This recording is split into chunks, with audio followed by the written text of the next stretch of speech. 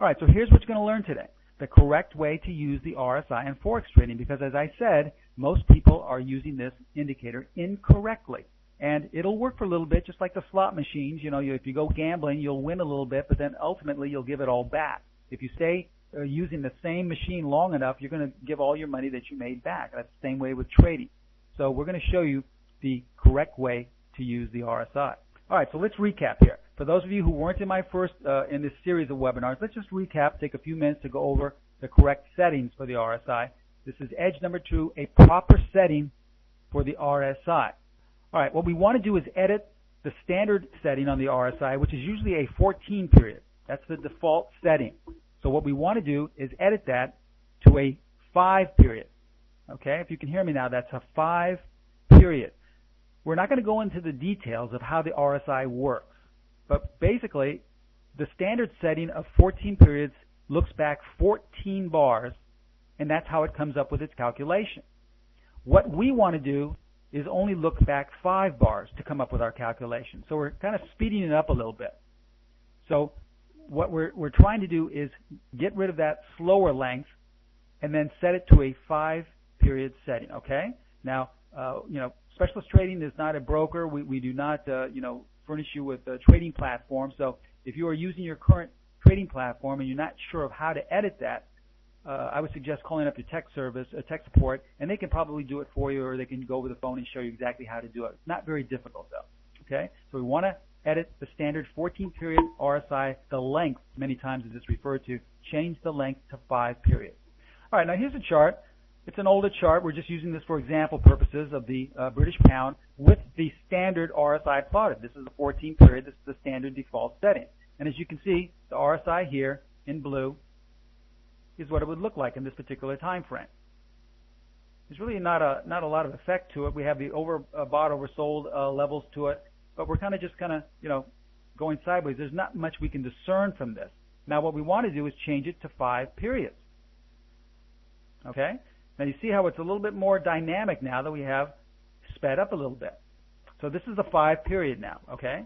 All right, so let's talk about the incorrect way, once again to recap, to use the RSI indicator. And this is probably the way the majority of people use this indicator, as an overbought, oversold tool. Now one of the most important things that was taught to me on the floor by my mentors, that these elite group of traders who turned my way of thinking around, who got me on the road to being consistent, was that there is no such thing as overbought or oversold.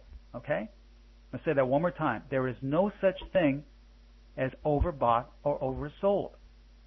This is really a myth. Something can go up as high as it wants to. It can continue going higher and higher. There's no such thing. And there's no such thing as oversold. Something can go as low as it wants to until eventually it's worthless. So, you know, don't get caught into this trap where that, well, this is tremendously overbought, I've got to sell it, or it's tremendously oversold, it's time to buy. As I said, I used this way of trading, and it worked for me for, you know, a period of time, and then I would give everything back when it didn't work. And remember, what we're trying to do is get you to be consistent. We're not saying that this is going to work each and every time, but we're trying to get you on a road to consistency. And using the RSI as an overbought, oversold tool, or any overbought or oversold tool for that matter, will not get you on this road to consistency. Let's show you what I mean. It's that same chart we talked about before, the British pound. We have the 5-period RSI plotted. And here are the overbought and oversold levels, which most people would look at on RSI. Let's just say we're, you know, for all intents and purposes, we're going to trade this the way most people do. When we get to overbought, we'll sell. When we get to oversold, we'll buy. Well, here's the first overbought level when we close the RSI closed above the 70 level. Okay? If we correspond that with where it is in price, you would have sold here. And as you can see, for the next week, it went straight up, and I don't think most people would have held on to that losing trade of about 200 or 300 pips. Now, later on, the RSI finally got into what was supposedly oversold territory. Now, had you simply bought, well, you might have, if you were lucky enough to get in and out in the next 2 to 3 days, picked up 100 pips or so. So here it did work. Like I said, it will work from time to time. But now we go to oversold again, once more, circled in green. So you jump back, you know, into the water here to take advantage, and look what happened. Everything you just made, you gave back. Another 200 or 300 pip loss. Now we go into oversold again. So you're going to buy again. You're going to try it one more time, see if you can make back everything you lost, and lo and behold, we're down another 100, 200 pips. The last time we go into overbought territory, so now you're going to sell. Now you're going to catch this move to the downside, and lo and behold, we go even higher. Now, if we had theoretically taken all these trades, and remember, this is not a strategy. I'm just showing you for example purposes, educational purposes. You would have basically, in the next 3 months of this time frame here, you would have lost about 600 pips. And at this point, you either would have been throwing in the towel and saying Forex trading is not for you, or you would have been looking to ways to make more money to try another technique. And this is the way most people trade. So, we want to get on this road so that we're in a consistent way of trading. So what we want to do is get away from what, for some reason, we've been taught or learned is the correct way to use the RSI. And this is the incorrect way. As I said, it may work 9 out of 10 times, but that 10th time you will give back everything you made.